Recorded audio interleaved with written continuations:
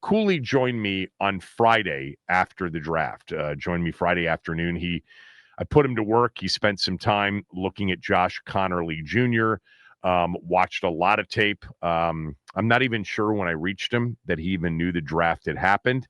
But I said, will you get on your computer and watch, 30 to 60 minutes of some Josh Conerly and tell us what you think. So that's what he did, and here was his film breakdown of Washington's first-round pick. I really like Josh Conerly. I think he's big time. I think it's really interesting what they do with him, and I'm sure that they have a plan. Because I understand you take whatever you think is best available, but you don't take a left tackle if you just acquired a left tackle. So I'm assuming he's the right tackle for him. Right. Look, the kid is huge. I mean, he's 6'5", 310. He's unbelievably athletic, and it shows when you watch him on film, but he runs a 5.0 40 pretty much, 34.5-inch vert. That's big vert for an offensive lineman. 34.5? Yeah. For a 310-pound man?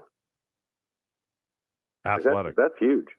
So he's an athlete, and you would assume somebody that's an athlete like that should be able to flip sides. It really isn't. I just can't. I understand it's a big deal, but as somebody that flips sides every other play, I don't quite understand why it's such a big deal. If you're an athlete, go play on the other side. It shouldn't be that tough. So he's an incredible athlete. The first thing that jumps off the page to me with him is his footwork. And when I watch him in the run game, especially when they run at him, like their front side zone towards him, they run that zone play towards him, and he's got to stretch and overtake a defensive end who's wider. He does a really good job with it. He can push out with width, continue to get good inside arm punch, and extend the hole so the back has a cut lane. You're not, when you're doing that as a tackle outside, the back's almost never going to get outside of you. So your job is to stretch the defensive end as wide as possible so there's a cutback inside of that or all the way back. And I think when you watch Conerly, he does a phenomenal job of this. And the biggest start is his feet. He is athletic. He's very quick. He can move incredibly well, but his feet get him going. He doesn't take false steps. He doesn't take missteps. He's technically sound in his footwork. And I was really impressed with that. It's the exact same for him on the backside of run plays when he's got to cut off a defensive tackle inside of him. I think he does an exceptional job going the other way, away from him, which is to his right. So if you're evaluating, can the guy step and move to his right? Yeah. So he could block open zone on the right side, in theory, right? Good footwork to the right, good footwork to the left. Should be able to block on the right side or the left side. Just consider the new backside, the front side. I think he does a really good job on angles with the run plays away. He understands the angle of attack where you have to get to a guy. And some guys really struggle with that. You take too sharp of an angle and then you're trying to square up to get in front of somebody and all of a sudden they're across your face and in front of you on the other side. I think he has a good understanding of angles. Probably a stud in geometry, man. Not my best subject, by the way. I was a good math student. Not geometry wasn't my thing. I bet it was your thing. I bet you were good at geometry. I don't remember. Like 13, we had geometry. Yeah. It's been a while. All right. What else? He's good with pass angles. game. He likes a quick set, like a jump set against a lot of speed pass rushers. And in that, you envision an offensive lineman in a drop back doing that big kick backward step. That's hilarious if somebody that doesn't know football tries to do in a bar. Right. But that big one kick your outside foot back far, slide your inside foot. And we'll get to that, but he likes to get hands on guys quick.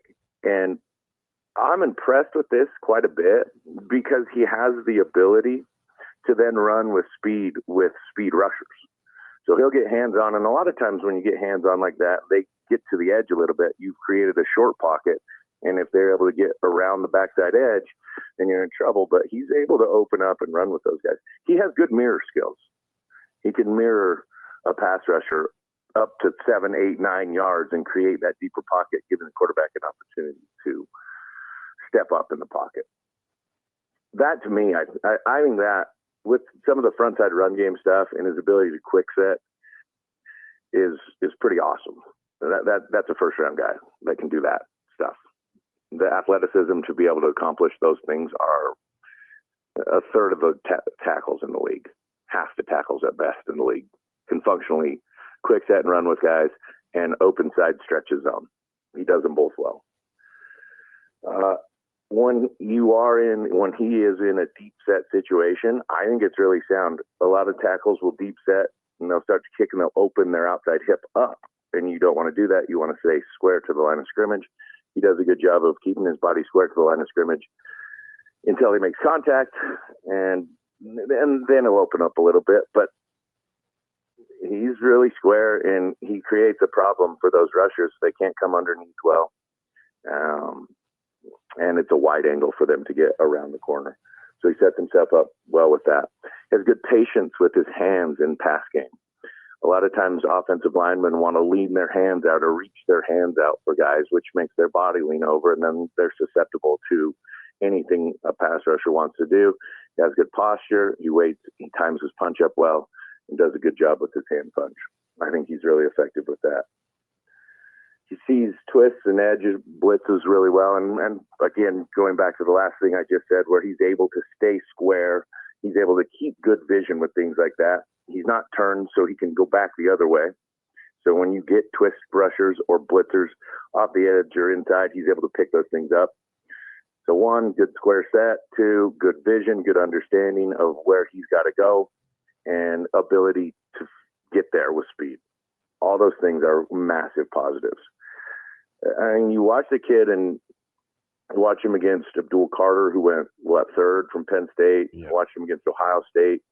And against big-time players, he's a big-time player. He doesn't struggle when he gets to a different level of pass rusher, which makes him a first-round pick. You know, you'd look at a lot of guys and say, hey, they're great when they play Oregon State and good when they play UCLA, which, by the way, the conference thing messes me up anyway. Yeah, but right. They're in the Big Ten. They were in the Big Ten. He's great. He's great against Maryland, and he was a stud against Rutgers. Right. No, he's big time against Penn State. He was huge against Ohio State, and he's still functionally doing the same things. He's in no way overwhelmed by talent. I mean, again, that makes him a first-round pick. So the positives are incredibly positive. I think on the upside, on the ceiling side with this kid, his athleticism, his current fundamental basis of where he's at is not this guy's good, but we got to teach him a lot. I don't think technically he's pretty sound. Athletically, he's completely there. He's got all the physical skill set.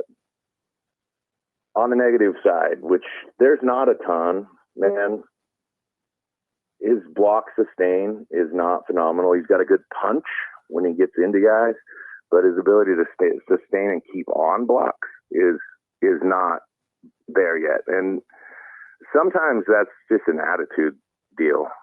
Kev, sometimes it's, I'm just going to finish this dude off. He gets the block to where it needs to be, and then he says, okay, I did it. I have no idea what he actually says, but his ability to sustain blocks for an extended period of time is not 100% there. He's got good hands, but once he loses contact, he doesn't always stay with contact. He's got such a big body that it's hard sometimes for them to get around him or get in front of him. This isn't a massive glaring issue. It's a check mark on film, job done. I think some guys just have this nasty streak. Trent Williams would be a good example. It's this nasty streak where the job's done when I finish you on the ground. That's not necessarily our guy here. The only real concern I have is him getting pushed around a little bit. Sometimes he's high, and when a defensive end or D-tackle gets hands inside of him, they can push the pocket, and they can push him back more than you think. And, you know, I thought of it like this. You could think maybe he's weak. He's not a strong enough dude. He didn't do the bench press at the combine. The only reason you don't do that as a lineman is you can't get 20. But I don't know if it's necessarily that. And I'm going to give you my comp to what I feel like this is at times. You're playing defense in a basketball game, and you got someone squared up, and they start to back you down to the hoop, and you feel like you're playing good defense, and they turn around and shoot, and all of a sudden you realize the hoop's right there. Like, how did he get? Like, I don't feel like we went 8 feet towards the hoop here. Like you did to me that one time in your backyard. Yes. Yeah. It's somewhat like that. You're trying to hold your ground without fouling. Yeah. Right. Well, I feel like that's the exact same thing. I don't know if he's really weak. He's massive, but he gets moved backwards more than you'd like. And sometimes this is in the run game as well. He's not overly physical in any way. And he's always got his feet are always moving. And sometimes you just like him to set hard and anchor his back foot and just stop pressure. And so I don't know. He gets on his heels a little bit as his feet start to move, and he's kind of chopping his feet.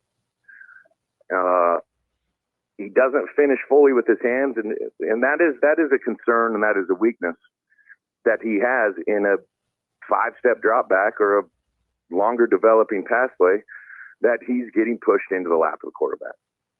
It's something that he will need to work on, is his ability to sustain a direct bull rush in the pass game and keep his chest down in the run game and keep his hat down, so he's moving forward instead of getting pushed backwards into gaps.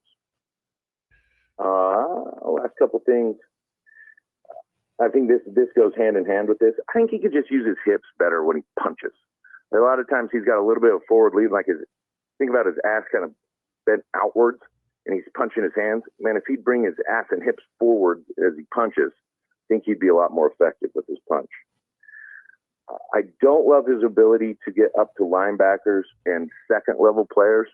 And I think this is also something that can be taught and learned. And this is also maybe something that is taught at Oregon. He's always in that weird, shuffle step. It's like a duck walk almost. Like you watch your feet and you just chop your feet. I saw what you did there, the duck walk at Oregon. Yeah, you kind of just – yeah, that is funny. Yeah, sometimes when you come off a first-level block in double-team situations, you got to go up to backers in the second level. You just open up and run. I mean, it's not a full dead sprint, but you got to open up your strat a little bit and attack that angle. So I said he's really good on angles on the front level, right at the line of scrimmage. I don't think he's phenomenal getting up to backers. Again, this could be the way they're coaching him in the run game.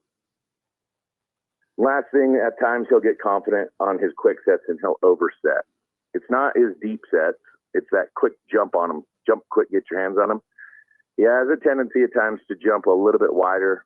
And in those situations, that's where he gets that up and then under rush. And he can give up some up and under rush and get beat in those situations. So that's an easily fixable, coachable thing. It's just the track of where you're jump setting. I think the positives glaringly outweigh any negatives. I think all these negatives are incredibly minimal. You work on whatever it takes to not get pushed back the way he does, and the rest of them are easily teachable things. And to me, he's an outstanding athlete with an unbelievable upside. It's an athletic tackle that they're getting. And, in the Tunsil situation, you think about it, he can move back to left tackle if anything happens with Tunsil. He can move back to left tackle in 2 or 3 years. I think the kid can play everywhere. I don't think he's a guard. Okay, I was going to ask you about that. I don't necessarily see him as an interior player. And in part, I think his skill set on the edge is too valuable to end up using him on the inside. Got it. Combine that with the fact that he's able to get bold a little bit. I like my inside guys to be a little bit stouter. I think he remains outside. I would expect that he would play right tackle. Who knows? You never know what happens when they get into practice and what need ends up being. But I think the goal would probably be to have him outside. All right. A couple of quick questions for you, and then I'll let you run. I appreciate this, as you know. So Cliff Kingsbury put a note on Adam Peters' desk, apparently saying, "Oregon tackle, please," meaning he really wanted Josh Conerly to be the pick. Kingsbury has a lot of quick game, a lot of screens, traditional screens, bubble screens, etc. I'm assuming that Kingsbury really liked Conerly Jr. because of the athleticism and because this guy's going to be phenomenal in space and in their pass game, their line of scrimmage pass game in particular. Yeah, he can run. He can absolutely run. And I don't see any real concern with I see a lot of positives in that. But again, he's going to have to open up and run. Screens are a little bit different than second level blocks, though. You have to run. Yeah, I think he could be big time in the screen game. All right. One last thing that I want to ask you, or just get clarity on. This team struggled to run the football, especially with running backs down the stretch. And I want to find out from you, based on something you said, what you really believe about Conerly Jr. as a run blocker, because you suggested that maybe he's not, super strong, that he, struggles getting to second levels, to double teams. Is that from you sort of a way of saying or implying that you don't think that his strength anyway is as a run blocker? No, I don't agree with that. Sorry, I'm sorry. I think he's an outstanding run blocker on the first level, and I think in one-on-one situations he can do a tremendous job in the run game. I actually see him as an incredibly effective run blocker. Okay. I think that you could improve by him getting to the second level, but in that aspect, I think some of that's a coachable situation for him. No, I think it's a big time. Dude, I love the pick. I mean, you get Jaden Daniels, and you see exactly what he is through the year. You got to go protect it, dude. You got to give him an opportunity to stay safe. Yeah, man, they went out and did it.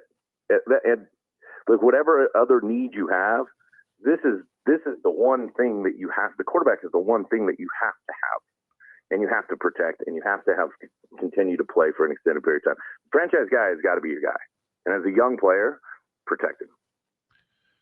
All right, well done. I know you got to run. Much appreciated. That was incredibly helpful and great. I'll talk to you later. Have a good one, bud.